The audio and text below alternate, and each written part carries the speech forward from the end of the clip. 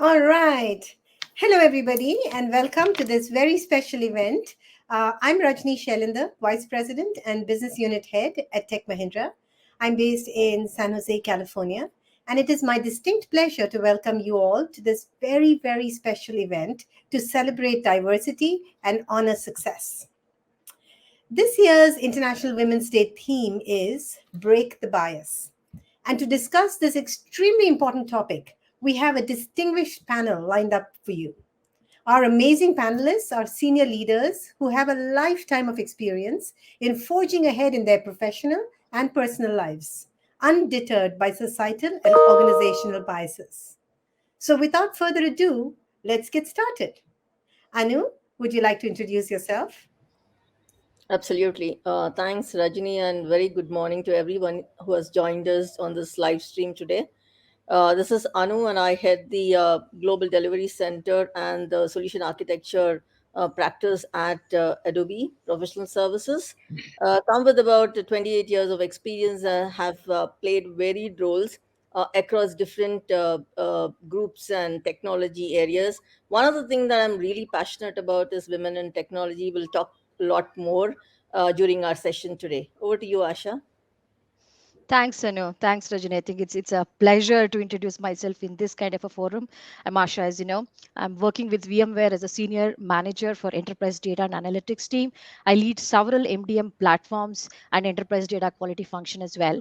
I have over 23 plus years of professional experience spanning a bout of entrepreneurship as well, and again experience with various IT conglomerates. I'm a mother of one and based out of Bangalore, India, and looking forward to discussing more in terms of how we could bring in inclusivity and diversity in our work culture. Over to you, Thank you Rajni. so much. Thank you, Asha. Thank you, Anu. It is really a pleasure to have you here. And this is a topic that is extremely close to my heart. I started working in the field of technology and sales long before it was commonplace to have women in this field. And over the last 2.5 decades or so, I have seen tremendous positive change in this field. So I'm really encouraged by the direction in which we're going.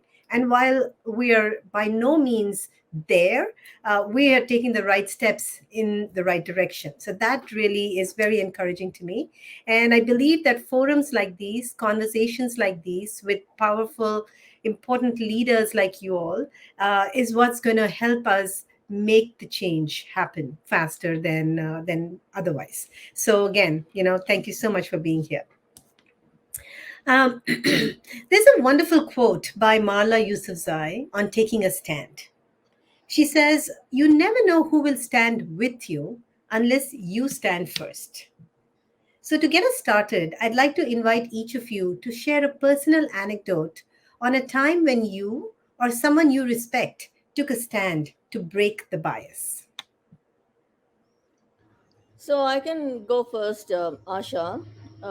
It's been like 28 years in the industry, but for me, the journey has not been that easy.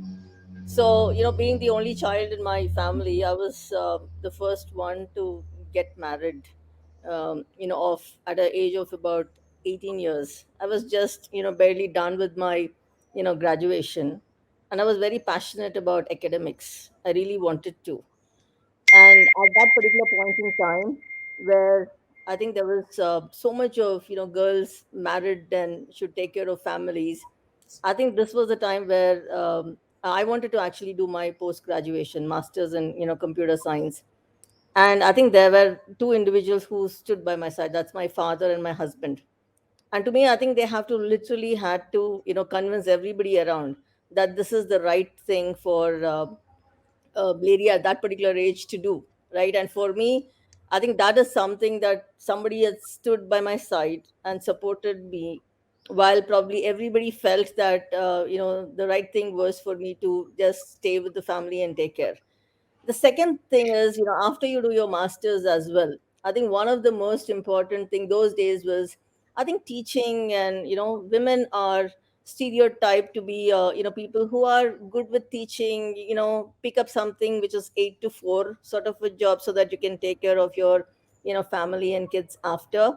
But again, these are the two individuals who stood by my side once again to say that just explore corporate, it's okay. I think there is the support system that can take care of you and everybody else. And today I am, after 28 years, really going after some very good leadership roles. So I think both of them stood by and really broke the bias about, right, stereotyping women to do specific roles, or discontinue your studies after a specific event in your life. Oh, that's fantastic. Thank you, Anu, for sharing that. Um, I so some of what you said actually resonates with me, and I will come to that in a little bit. But Asha, why don't you have a go? Yeah. I mean, this is basically, I mean, something that I've witnessed through my life. In fact, here I think the education and professional working class of women was, we have come a long way. When I say educated women and professional working class, for the last couple of generations, 3 to 4 generations, I think we have come a very long way. So this was a time, I was in almost 13s, in the teenage, and that's when I lost my father. And my mom was a homemaker at that time, and then due to her early marriage, almost I think 17 and a half years is when she got married, and she hadn't had a chance to actually complete her education. So I mean, this is basically trying time, right? I mean, 2 children on hand, and there is of course family which supports on both the sides, but however, one needs to take an independent decision of how she wanted to see her children grow and then shape up their lives independently. So that's when she thought of totally out of the box, and then she enrolled into a distance learning university. She not only completed the basic graduation, she went on to do a double graduation at that time. And then it was, she took on a role with a reputed educational institution too, and very proud to say that she retired as a headmistress of that organization. Had she chosen a different kind of a path, probably don't know what our life would have taken turn. uh, may or may not have reached wherever we are. uh, but the way she chose a bold step in terms of breaking that bias of not working, not studying, once you get on to a married life, having children, all of those, she broke that bias in not only in terms of continuing education, but also taking a professional working job in middle of mid 30s of ours. And that's something that has really inspired me all through my life. And of course I'll continue to do so. It's not that it's the it's just the always it's the beginning of everything that you want to see in future. So that has inspired me all through, and that keeps me funneling through a lot of energy in me to take on more work, new, break my comfort zone, do new things, continue to be a passionate learner, and not limiting oneself to a stream of work going across technology, business, all of those. So that is what has fueled that energy into my life, I think. Wow. uh, she has been a great support and a motivating factor in my life. Amazing, amazing. Thank you so much, both of you, for sharing your personal stories.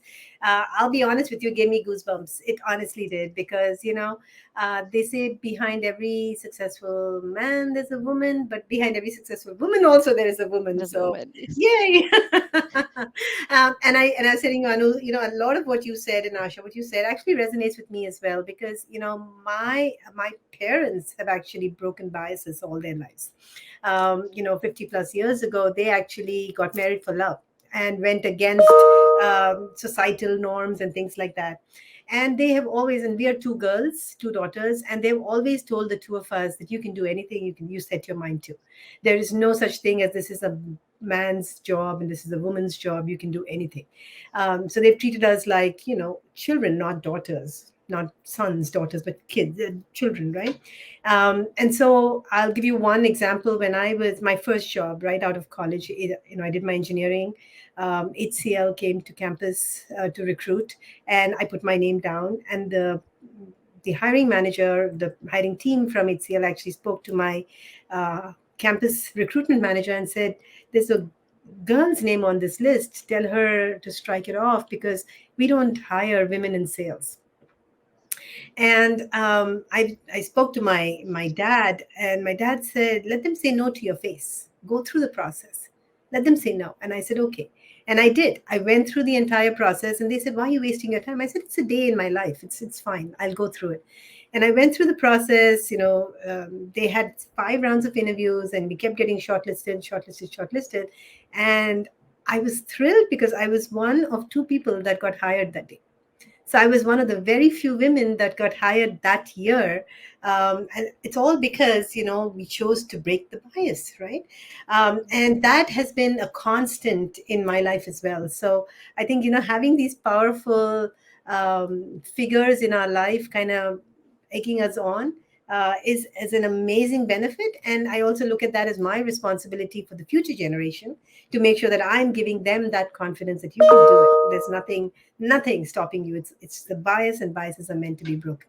So again, thank you so much for sharing that very, very personal experience from your lives. And that is really interesting, Rajani, because starting your first job, and that too in a sales role, for a woman, that too 20 years ago, I think that's truly something remarkable. So, Yeah. congratulations for shaping your career around sales, actually. Thank you so much. And it's been a ride. It's been a wonderful journey. Um, so, one of the things that organizations get measured on is these diversity numbers, right? Every company is supposed to report on their diversity hiring. It's almost a requirement now when they're posting their results. The diversity is all about counting people.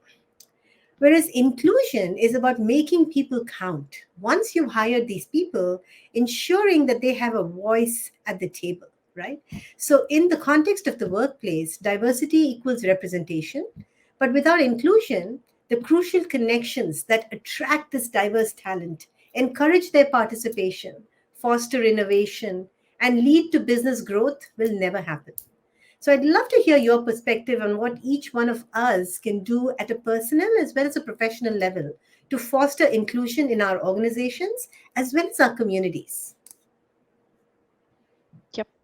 So let me go, Tanu. So I think it's inclusion is a very beautiful experience and a concept as such, right? I mean, it could be in a friend circle, it could be a professional circle, I mean, in neighborhood, right at home, anywhere. How will we integrate different perspectives from people around us? I think, as Rajni rightly called out, and make them feel a part of whatever we're trying to do. I think that's the key to any effective outcome that we are trying to accomplish. In an organizational setting, I think one of the key things that's kind of been there as a DNA, not only in our organization, also in the organizations worldwide, is about the bias that we create. The unconscious bias, basically. There could be conscious bias and also an unconscious bias. And knowingly or unknowingly, through our life's experiences, we build opinions, opinions and opinions and opinions. So these kind of create walls in seeing the reality as it is. And we tend to absolutely get blindfolded and drowned in our own thought fabric. So in the past, I think one of the classic examples is the executives. I think, Rajani, you mentioned about the sales role, right? The senior leaders, managers were all considered to be men. It's no longer so, as we know. So the global workforce is making a tremendous effort in creating an inclusive culture to have women across organizational strata. I think one of the key things from an organizational perspective is to work on the biases, create it as a culture, have sensitive sensitization program, educational programs, or probably make it mandatory to understand that it's not always, the buyers are not always men. I mean, the women play a very significant role in making buying decisions. I think many of those corporates have taken conscious attention, and then made a note of all of this, and made certain changes in the way they reach out to the audience also. So that's a thought that I would like to share. Thank you. Yeah. Okay. Anu? Yeah, I think diversity to me is, while the corporates can call it as just counting numbers, Rajani, but I think it's more than that as well. And typically, when we talk about diversity, we just talk about gender, especially in India. But I think in Adobe, we have actually gone a step, forward. I think we look at LGBT, we look at Yeah. physically challenged employees, and getting them into the organization is so very important because it creates a totally different work environment and the culture. And second, that you rightly highlighted, is inclusion. It's not just about hiring women, hiring different disabled people, but how do they feel included within the organization, because it is birds of the same feather flock together, right? Similar Yeah. mentalities, similar points of view, and people tend to get together. So one of the things that I personally try and do in many of the meetings and discussions is to ensure that everybody is heard. We just do a round robin. If somebody is probably an introvert, right, he or she wouldn't even open up their points of view and share it with the rest. So it's not as much about gender or LGBT or different categories of community included in your workforce. Even within the male employees that we have, you have introverts and extroverts. How do we ensure that everybody is included in a decision making? So it's a totally different thought process, and it has to be done mindfully, because typically I think the decisions and agreements are all made on people who just sign off saying that, yeah, I'm okay with the idea, right, let's just go ahead with it. And it's the majority who actually win, or the most vocal who actually gets heard a lot. Yeah. Fantastic. And the word that you mentioned, mindfully, right? I think that is key because I have noticed a lot of times when we're talking in a setting and I call people out and say, hey, you said this. Did you mean it in this way? People say, oh, no, no, no, no, that's not what I meant. I am not biased. I'm not, I don't stereotype. So it happens just unconsciously, the unconscious bias coming out, right? Therefore, to be mindful in every situation and mindfully include people in the dialogue is key. So I know that was Yeah. an excellent point. Yeah. And the other thing that I've noticed is the most silent people have some phenomenal ideas, Yes. phenomenal creative ideas, Yeah. right? So I think to always tap into that talent that you have. Yeah. And actually, you answered a question that I see has come up, which is how do you see diversity making a difference in a creative company like Adobe? That was one of the questions from the audience. And I think you've answered that. If there's anything else you need to add to that before I move to Asha. No, I think we are good. Yes. Okay. Thank you. Asha? I think it's yeah. I think I totally echo what Anu shared as well. I think diversity is just not limited to women. I think it's diversity of thoughts, diversity of action. That's what is the need of the hour, and it's not limited to a particular gender. I think differently abled, and also from a military organizations. Those are the kind of things that we are also trying to empower people, bring in new thoughts, and bring in totally different perspectives. That is what is going to change the momentum of an organization and deliver most effective and efficient results. I think it's been proven also when there is a single-minded way of looking at things, that's when things can go airy. But when we have multiple perspectives coming in and moving, considering all possible options, pros and cons, I think that leads, yields better results. Yeah, absolutely. There is compelling evidence that diversity unlocks innovation and drives Yeah. market growth, right?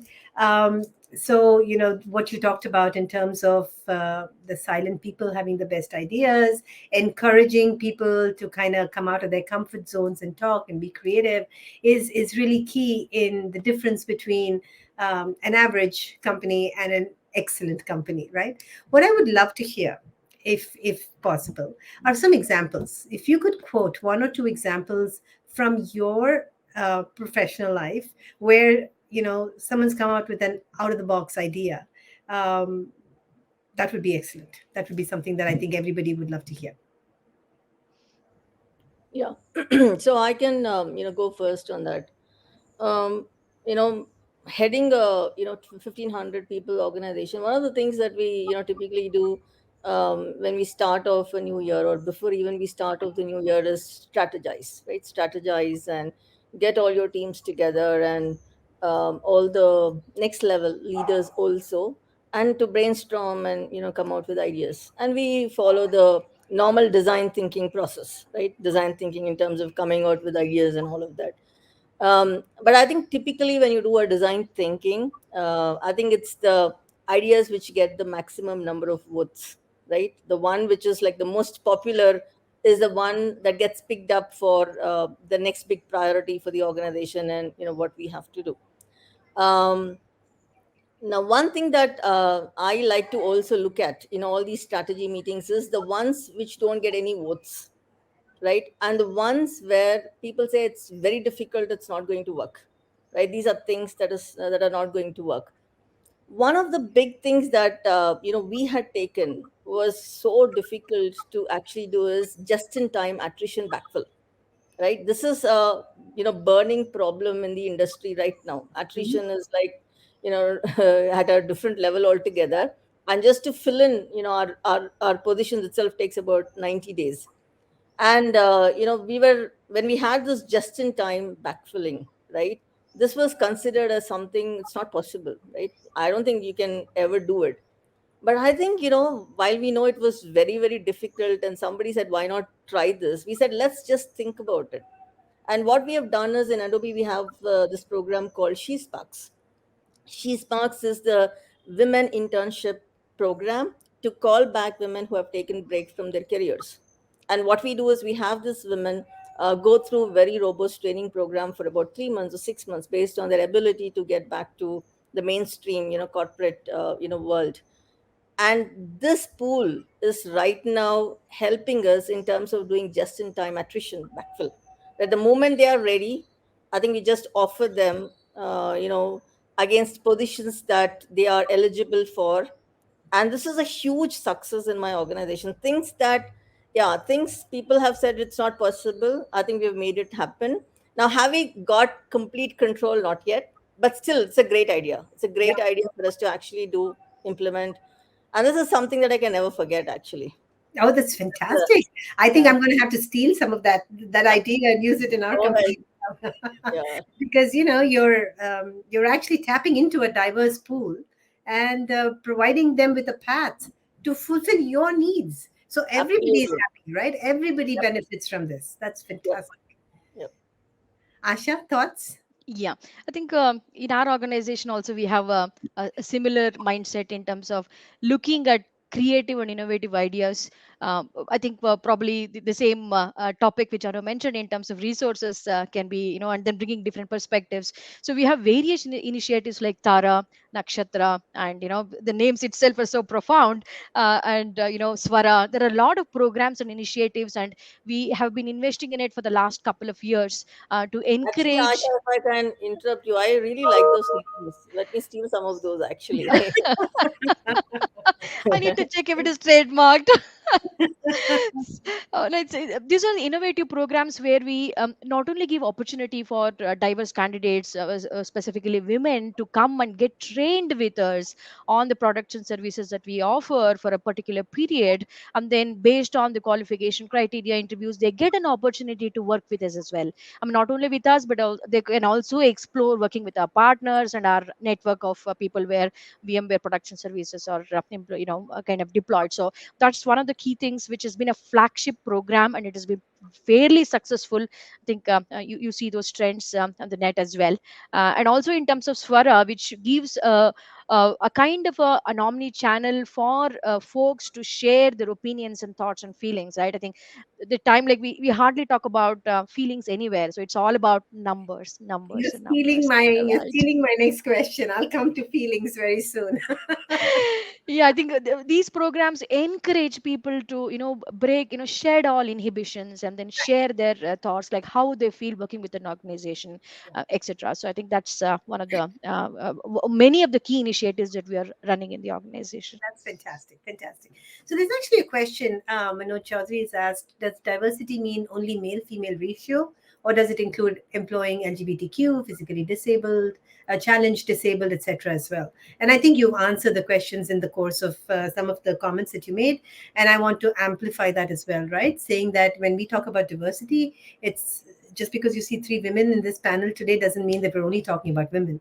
We're talking about all disparate groups that need representation, right? That shouldn't be that way. In an ideal world, there should not be a difference. But unfortunately, we don't live in that ideal world, and there is, and therefore this conversation is happening. So I want to talk about a couple of things that we do at Tech Mahindra as well, which kind of fosters this whole, diversity, leading to innovation and helping move that needle. Ageism is a thing as well, right? I mean, especially with uh, a lot of organizations, they believe that, certain roles need to have certain levels of experience. Otherwise, that person, it's almost, I was surprised to find that they say, okay, you have 5 years of experience, you have to be a project manager. You have 8 years of experience, you have to be a senior. I mean, not like I have 2 years of experience, but I know I can do the job. But no, no, no, you need to have 5 years of experience, right? So what we've done at Tech Mahindra, we've done a few different things. One is we have created this program called Young CEO.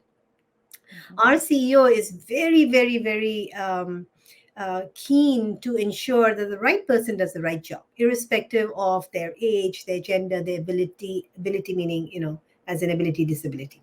And so we have this young CEO positions. Basically, what we do is we have these innovation days that we have, every year, and there are these great ideas that come up. They bubble up to the top. There's a competition. A few ideas get selected, and then these young leaders are chosen to be young CEOs of a group within the organization that actually takes that idea to fruition, right? Build a platform, build a product, build whatever it is, a framework, a process, whatever it is. But that person is then empowered to actually bring that product or that idea to fruition.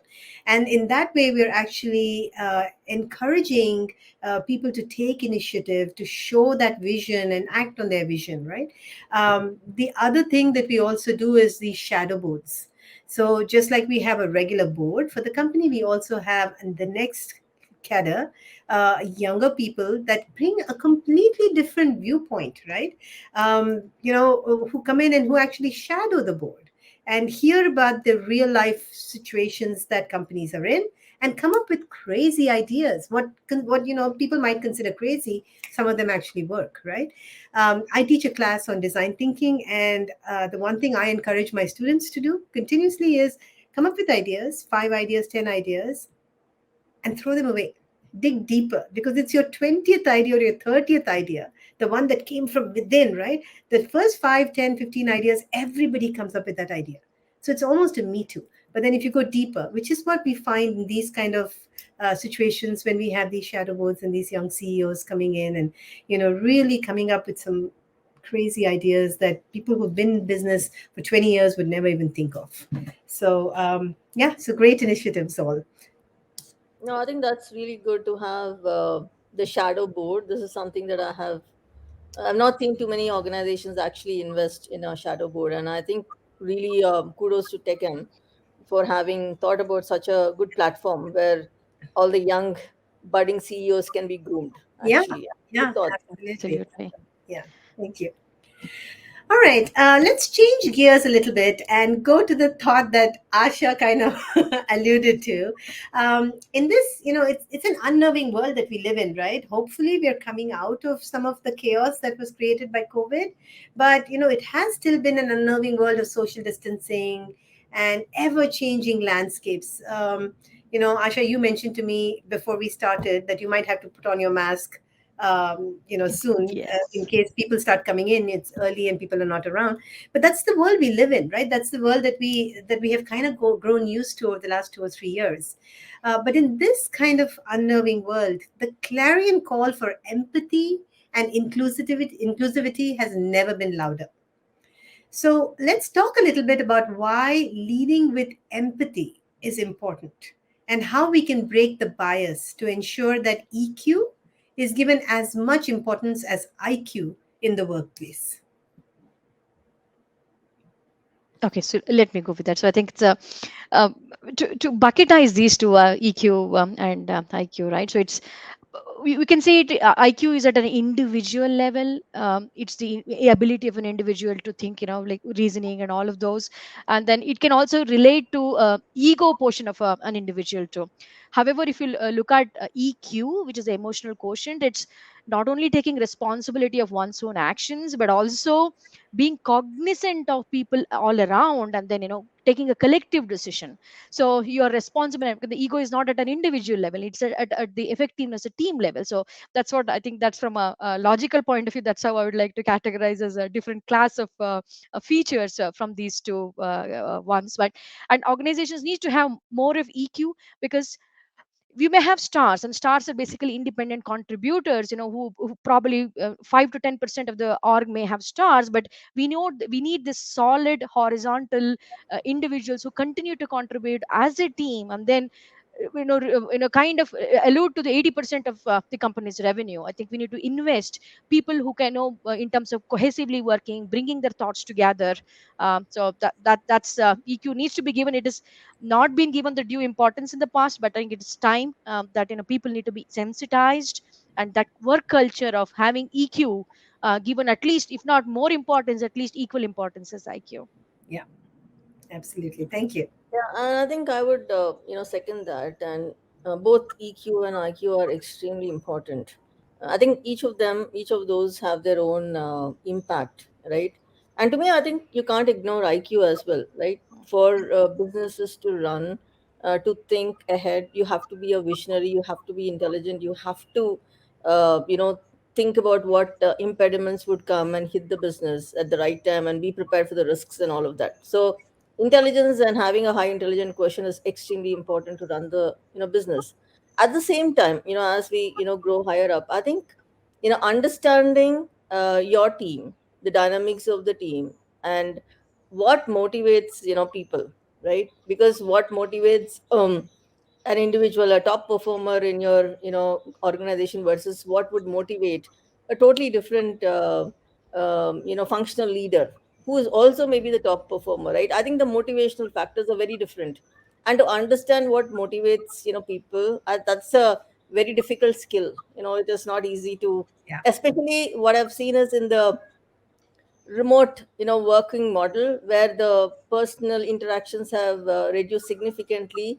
I think just understanding the emotions of employees has become very tough, right? Because of the lesser touch time that we have, in-person connect times that we have. So EQ, to get the best from people, what they're good at, what motivates them, how do we build loyalty within the team. I think to nurture those kind of things, EQ is extremely important. So I think it's balanced. Both IQ and EQ have to be there if you want to become a very seasoned and balanced leader and take the organization forward. The other thing that I am really proud is, the way Adobe actually nurtures managers and grooms, right? So when you look at managers are evaluated on EQ, right? The effectiveness of managers and their ability. So this is something that Adobe does a good job.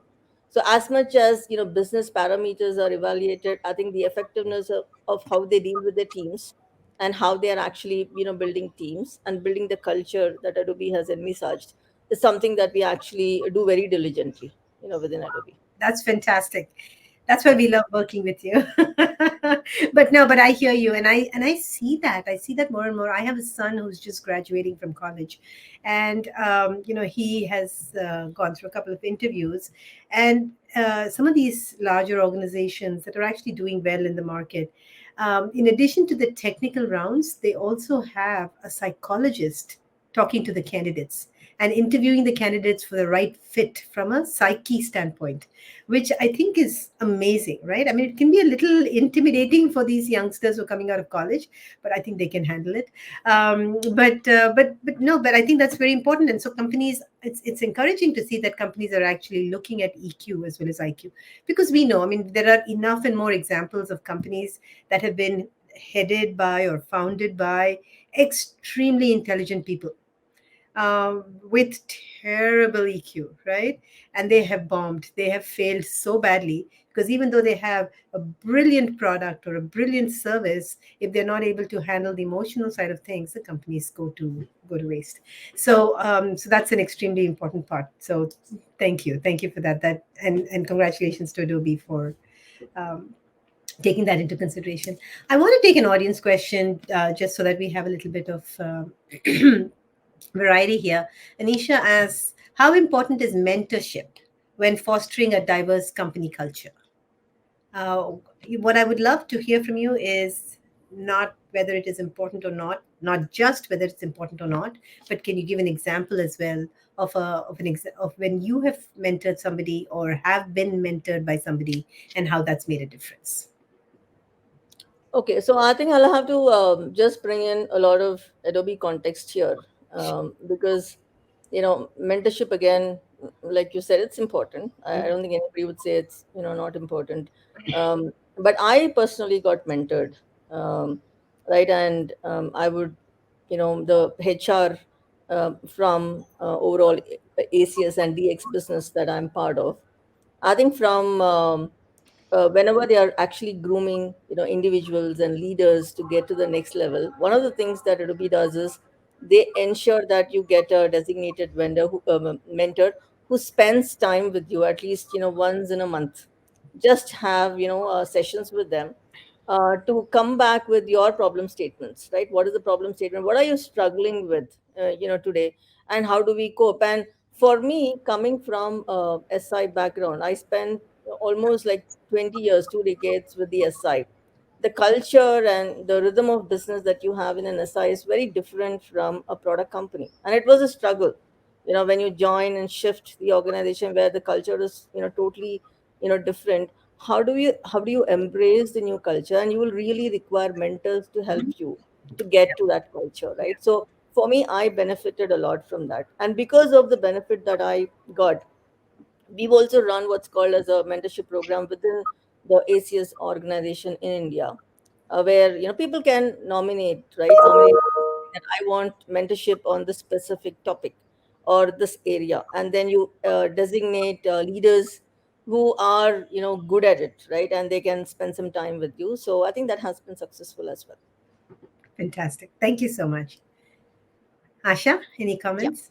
I think at VMware we have a very robust framework built, Rajni and Danu, in terms of the mentorship, because that's the need of the hour. But I think at each individual level, irrespective of which hierarchy or which strata we belong to, there is always that blind spot or something that we don't see within ourselves in the whole setting, right? So that we would need guidance from experienced leaders to help us come out of it. And from a VMware perspective, we have it the mentorship at a global level, site level, and also specific to women too. So we have a women group, power of difference group, where all of these gets fostered, multifaceted inputs and recommendations, and probably just a listening ear just to hear out in terms of what the individual brings to the table, what is their aspirations, how do they want to move forward in their professional career, and what kind of inputs and suggestions can be provided to mold them and shape their career. I think that's very rigorously followed, and I think for the last couple of years we've been doing that year on year, and it has yielded fantastic results, and people are sharing positive feedbacks. So fantastic. So fantastic. And that's why I like to talk to practitioners, right? You're practitioners, both of you. I'm a practitioner myself. I mean, I love talking to HR people also. Don't get me wrong, because HR really drives the direction of the company, puts the policies in place, guidelines, measures, enables all of that. That's fantastic. But talking to practitioners, I hear real life stories of how you have implemented some of these policies, because sometimes policies are very well meaning, but if they don't get implemented properly, they just stay that, right? They stay a Yeah. policy as a line in some book which is never followed. So I love the examples that you've given. Thank you so much. And I'm going to share something from Tech Mahindra as well. So we have an interesting program, which again is driven by our CEO. He's a little bit of a visionary. I'm in awe of him. But anyway, what we do is we're a global company, right? We're in about 120 countries, 110 countries globally, and we have about 1,200 customers globally, um, and across some 8 or 10 different industries. So there are best practices being followed in different parts of the world by different people, different teams, sales, delivery, competency practice, whatever it is. But they almost remain siloed because we're such a large organization, right? And even though we try to disseminate this information, it stays siloed. So what we've done now is actually for the last 2.5, 3 years, we've run this program where account teams, customer teams get coached by people who are in a completely different industry and a completely different geography, right? So, for instance, I coach teams. I mean, the first year this program started, I coached teams in Australia. Now, obviously, I don't know Australian rules and regulations from a government standpoint, right? But I know buying behavior. I know what works here in the US. And I'm thinking, human beings are ultimately the same. And if people respond to something here, they respond to something there. And there might be certain things that have worked here, which they've not thought about because that's not how they do business. Maybe it'll work. So first year I coached the teams in Australia. Second year I coached teams in India. This year I have um, Asia, right? Southeast Asia. So I have China, Hong Kong, people that I'm coaching there. So and similarly, my teams, because I have a sales team, my team gets coached, even though I'm their first line manager. My team actually gets coached by somebody who's sitting in Europe, right? So we have this cross functional knowledge that goes back and forth, and that really helps. No, I Um, think that's very good actually, especially when we're talking about diversity, right? I think this is, really fantastic. And now most of the, or almost all the organizations are truly becoming global.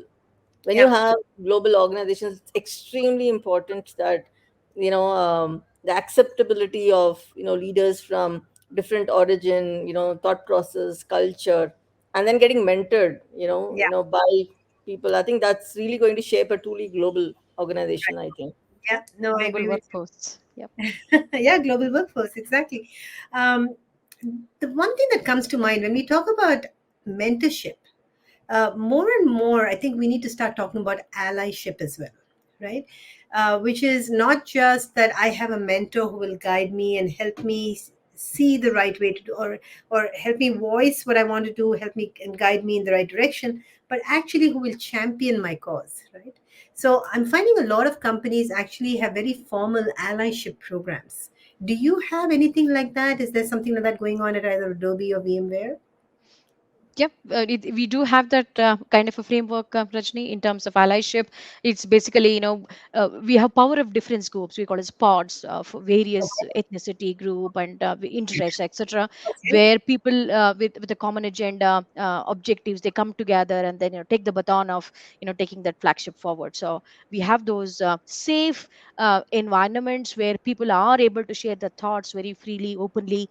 So that kind of channels the sentiments and the listening of employees by the organization. So that's one of the wonderful frameworks that we have implemented. Excellent, excellent. Thank you so much. Anu, any I comments? think likewise, this subject has been there for a long time. I think as much as you have your mentor, whether internally within the organization or outside of the org, right? I think advocates are very. I call them as advocates. They are people, Yes.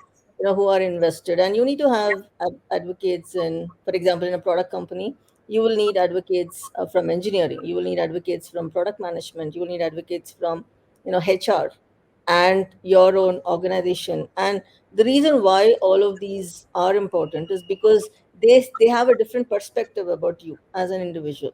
If you're really looking at somebody who wants to groom themselves, and be well rounded from a product standpoint, I think sales, marketing, product management, engineering, and then consulting, right? All Mhm. these five.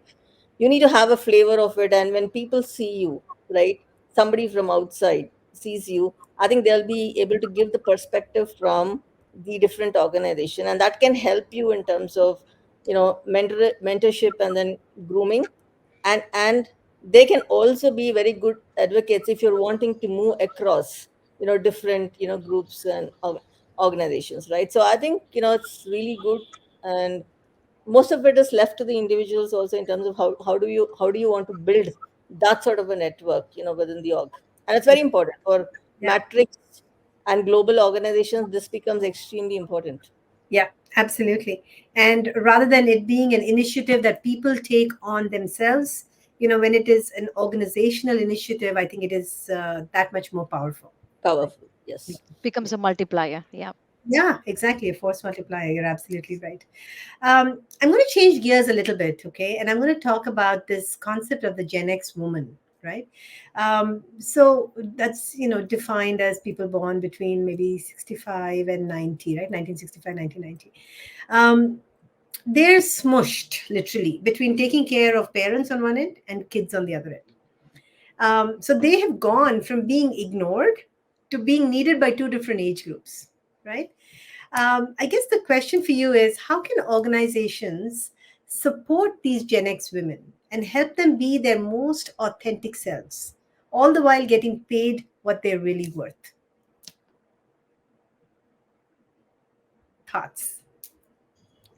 Okay, I was just waiting for Asha to jump in, but I can go first. Yeah, Okay, yeah. yes. Yeah.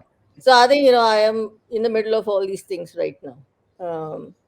I had my ailing father-in-law who, recently passed away. I have, my a daughter who got married last year. So there is that expectation of managing daughter and, her in-laws. And then you have your in-laws and your parents. And then you have a very highly responsible and accountable, work, right? You're actually in the middle of, things. How organizations can really help in such things is a little bit of flexibility. I think flexibility in terms of managing. I know we talk a lot about work life balance, but I think work life integration, as long as the existing culture and the environment supports you to be able to balance these two things and integrate them together, I think that's all what is needed right now. And I think I'm truly blessed because I have got all the support, from the organization in terms of, making this happen. It appears to be so easy to manage so many responsibilities because there is that flexibility that is there. So you Yeah. can do morning calls, take breaks in between, and then you end up doing your evening calls and things like that. So that has been really fantastic from, my perspective. Okay. Yeah. Great. Thank you. Asha? I see it as a two sides of the coin, in terms of how do we juggle, the 60s to 90s, right? One, from a personal side, of course, you need to have a support system. I mean, we should be able to prioritize what needs to get done than what can wait. I think many a times we consider everything to be a top priority and we want to get it done at the same times. I think that kind of causes internal conflicts. I think typically I personally have faced that where I want to drop my daughter to a metro station for her to take the the metro, and probably I want to finish the breakfast cooking for the family. Probably I want to do yoga, I want to do my exercise, all of that, and then all that needs to happen before 8:30 in the morning so that I am able to carry on with my professional work. I think many a times I get into this kind of a jugglery, and that's when I need to prioritize almost every day on an everyday basis as to what I need to do on a personal basis. However, from an organization, the other side of the coin is basically empowering the individuals to achieve the business outcomes. Define what needs to get done from an individual, or a leader, or a manager, whatever that is, right? And then give that flexibility. I think that goes back to what Anu said in terms of empowerment and flexibility is what is going to be the key result. At the same time, there has to be accountability on both the sides at an individual level and also the support needed from an organization level. Only when this comes, shakes hands, only then are we able to achieve a desired result. Otherwise we'll always be in that a dilemma of what needs to get done. Do I need to focus on my job or my personal life? I think Yeah. that No, that's See, that's the ex- story from my own. Yeah. yeah. yeah. I also, want to relate to Indra Nui and the way she actually, spoke about in quite a few of her, videos, right? It's about, coping, system and mechanisms, Yeah. right? And I think, when I hear Asha, right, wanting to do it all, Yeah. by yourself, that's really not going to, help, right? I think you have to definitely do some ruthless prioritization, saying that I can't be everywhere in every Yep. situation, right? So we have to create an ecosystem to lean on to get things done, to get this necessary support, wherever required, even at work as well. I think it's always good to ask for help and support. Like you Yeah. are not there for a week, can somebody else step in and do Yeah. what you're supposed to do, right? So the ecosystem and creating that support, extended support system, both on personal as well as professional side, is extremely important, and don't have to feel guilty that you're Yeah. not able to put your 100% into everything. Yeah, because you only have that many hours in a day. Yeah. I mean, it's a given that we're all super women, but even then, there are certain constraints. And that brings us back to the whole point of EQ versus IQ, right? I mean, I think organizations are recognizing that, and they're recognizing the fact that, you know, people from diverse backgrounds and diverse life situations need, diverse working arrangements. And I think, especially now, after we all got used to working from home during COVID, I think organizations are going to be a little bit more understanding if people want to work from home a couple days a week or whatever, because they realize that productivity doesn't necessarily need to go down if people are working away from home. And certain some things, and I'm sure this will resonate with both of you, because I know both your companies' cultures. Things like having new mom rooms in the organization, right? Having daycares, having more handicapped spots closer to the office buildings, things like that have been a norm for a while. But I think that people, that organizations are taking all of this more and more seriously as we shine more light on the need for diversity and inclusion in organizations.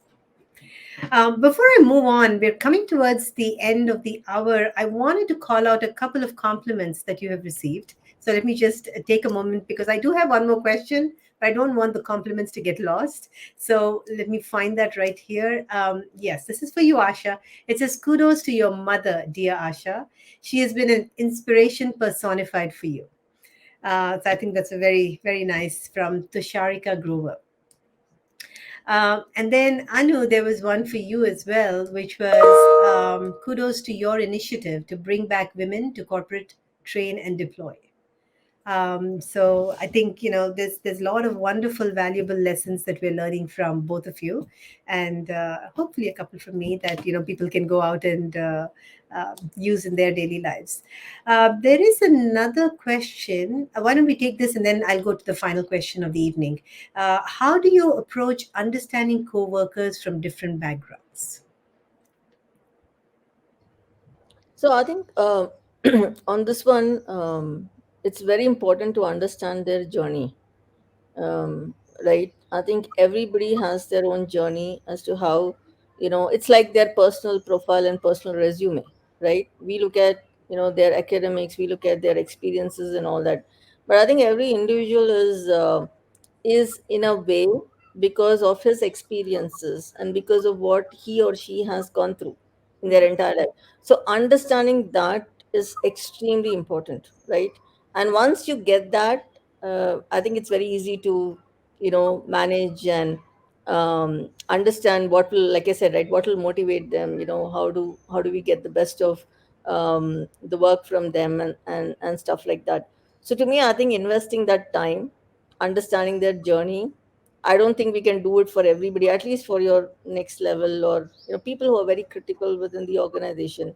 If you can invest that time just to understand their journeys, I think that will be a very good ammunition that you can have in terms of understanding the backgrounds of people.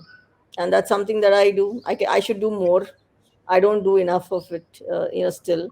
But that's one of the things that I would definitely want to prioritize and focus a lot more going forward. Yeah. Yeah, I always say people do business with people they know, like, and trust, right? So building that trust element is what you said, understanding their journey, understand what brought them here, because we are a sum total of our experiences. Yeah, So one size never fits all, it's right? all. You cannot look at a person and say, okay, this person is brown skinned woman.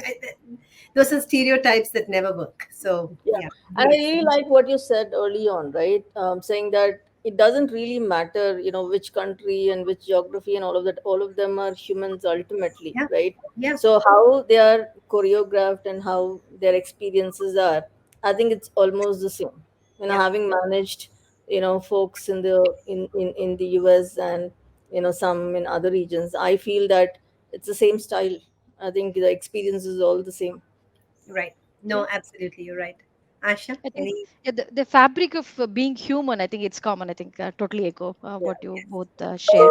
Of course, it's a global workforce that we are working with, and people from different ethnicity, different geos, different countries, and even within India, we have different states, different language that we speak, right? So we need to understand, totally be empathetic to their backgrounds. At the same time, I truly believe in driving from the business outcomes per se. Of course, knowing one, understanding the culture is one, but at the same time maintaining that objectivity in terms of how we operate, and also giving space and empowerment for individuals for work that they're accountable for, has worked in our organization, and that's something that we go by. Go by the business outcomes again with a blend of empowerment. Okay, excellent. Thank you so much. So, I'm cognizant of the time. I want, quickly to touch upon the topic of celebrating success, right? Which is the topic of our session anyway. We've been talking about it all along, celebrating diversity. Let's celebrate success. How important do you think it is to celebrate success? I mean, it's as good as drinking water. I think it comes naturally to me, and I'm a kind of a success oriented or a happiness oriented individual. I think even anything that happens at home or anywhere, right? Be it at a birth of a child, or buying a new home or a car. I mean, we celebrate. I mean, these are basically creates lifetime of memories. And why do we create it? Because it's going to cascade and then create more memories in our future to come. Similarly, we need to embed that in the work culture. I think that's a culture that we have in VMware, where we celebrate. It could be a project, it could be rewards and recognition for any individual who performs or outperforms any of those categories. We have recognized the best kind of a framework which is implemented. I think it's very key, because success begets success. I think it's literally like you get what you give. So, Yeah, no, you said it. Success begets and success. then even Cadbury has celebrations as a chocolate. So Yes. That's it's right. one of my favorites. I remember that. Anu, any comments on that? No, I think, same as what Asha said. I think it's important to, celebrate. At the same time, I think we have to also be cognizant about, how much, do we celebrate as well, right? So if you're looking at really building a very high performance, culture, and really, having that sort of a, team built up, I think the platforms that you need to have, people should truly feel that they've earned Yeah, the success, they are recognized. Otherwise they will also have this feeling that everybody is, getting recognized. So there's also has to be that differentiation. While we celebrate, I think there has to be a very good differentiation between, how you celebrate your, most important event versus, there are small events that happen on a daily basis, right? What are the platforms that we have in terms of celebrating those? So we yeah, have, within ACS we have what's called as ACS Rockstars, platform. That's like an annual event where it's like the people should aspire to be there, right, to get recognized on that. And it goes through, several different, reviews and cycles and filtering before people can get there. So out of 1,500 people, just about 12 of them get to that platform. So that's a celebration at a totally different level. yeah, Then you have what is called as our kudos platform, right, where when there is, like what Asha was saying, when there are small go lives that happen and projects get delivered, there is something phenomenal that somebody has done, somebody has stepped up. During COVID times, we had a lot of people stepping in and supporting their colleagues, right, doing their, works just to ensure that go lives are met and, deliverables are made. So those are things that, just in time, whenever it happens, you just send a thank you, or, yeah, just some, yeah. goodies and all of that, right? So Or I a think celebration's Cadbury chocolate, right? even a packet of chocolate, exactly. All not right, to not not to misunderstand, not to miss in our hall of fame. So we have a CIO hall of fame, just like Oscars, which is the red carpet, which is rolled out to individuals who have outperformed again at each functional level. We have started, as Anu mentioned, a framework, an established framework of rewards and recognition. fantastic, fantastic. So I'm going to use the last 1 minute to go with a quick round robin, okay? So the first question I'm going to ask you is, give a shout out to an amazing woman in your life. Anu, My mom. Asha. My mom and my mom-in-law both. Okay, great. And I'm going to say my mom and my daughter, because I've learned from both these very strong, independent women. All right, last question. What is the one bias that you pledge to break? Anu. Yeah, one is, never think about the, academics, right? Typically, I get, influenced by where they come from, which college they go to, and then that creates an unconscious bias in terms of, selecting candidates. I think one of the things that I'm doing is not look at it, but look at the experience of the individuals and what they have actually done. Fantastic. Asha? So this is more internal. In fact, I think the inner voices plays a very key role, irrespective of diversity, whatever we speak of, right? So I want to break the bias of the negative voice coming inside me. Just break that. Fantastic. Thank you so much. On that note, I'm going to end this session. Again, I want to thank both of you profusely from the bottom of my heart. I enjoyed this hour having a conversation with you. And if I look at some of the comments, I see a comment here which says, we would love to hear this trio again. So I think that's fantastic reinforcement that people liked what they heard. Thank you very much once again. Let's go out there, let's continue to break the bias, and let's keep the fight alive. Thank Thank you. you so much. Awesome. All right. Pleasure. Pleasure talking to you all. Take care. Bye. Bye bye.